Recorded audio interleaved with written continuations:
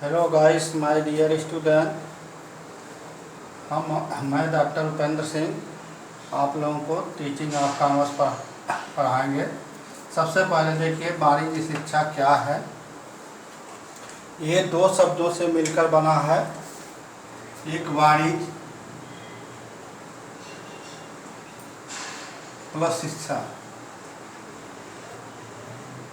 तो सबसे पहले हम वाणिज्य का अर्थ जानेंगे। कॉमर्स किसको कहते हैं? तो कॉमर्स जो है, एक आपको फार्मूला बताएंगे, C=T+A। C equal to commerce होता है, T मीन्स होता है ट्रेड, A मीन्स होता है एज टू ट्रेड।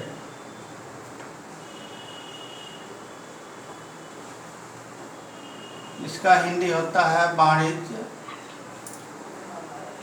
इसका हिंदी होता है व्यापार, और इसका हिंदी होता है व्यापार की सहायक क्रियाएं।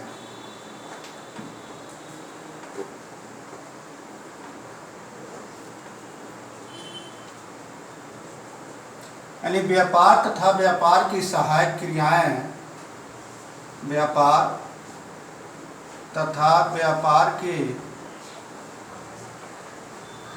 सहायक क्रियाएं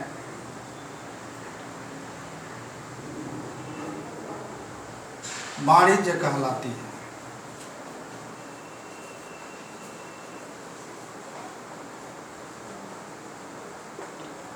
व्यापार तथा व्यापार की सहायक क्रियाएं वाणिज्य कहलाती है। अर्थात उत्पादक से उपभोक्ता तक माल पहुंचाने में जो भी सेवाएं प्रदान की जाती हैं उसे वाणिज्य कहते हैं। व्यापार की सहायक क्रियाएं इंटरटेनमेंट, बैंकिंग, ट्रांसपोर्ट, ये सब चीज़ें व्यापार की सहायक क्रियाएं होती हैं। ये तो रहा आपका व्यापक वाणिज्य का एजुकेशन। शिक्षा किसको कहते हैं?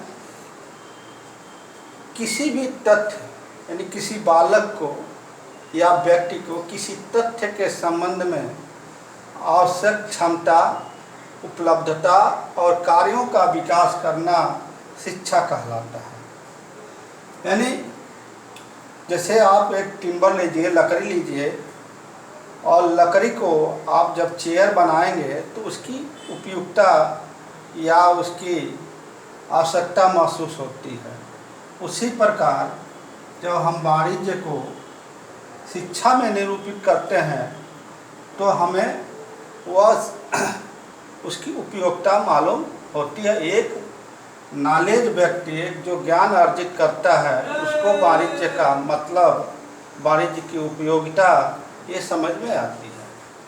तो हम यहाँ पर वाणिज्य शिक्षा का मतलब बताएंगे कि जब हम वाणिज्य से संबंधित किसी व्यक्ति को या बालक को शिक्षा के उसको आवश्यकता अनुसार ज्ञान, दक्षता और कार्यों का विकास उपलब्ध कराते हैं तो उसे हम वाणिज्य शिक्षा कहते हैं। वाणिज्य शिक्षा का एक प्रोफेसर ने कहा डिफिनीशन में, यह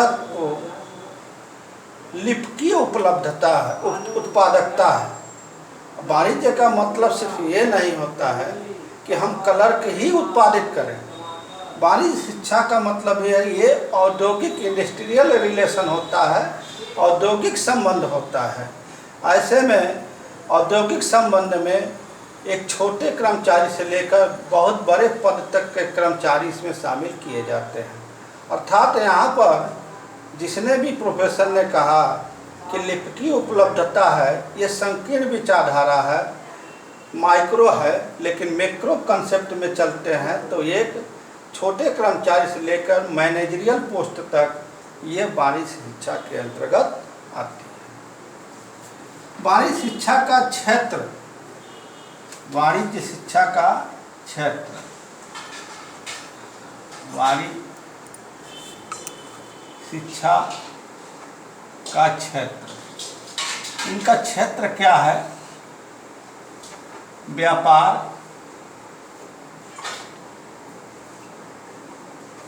उद्योग, वाणिज्य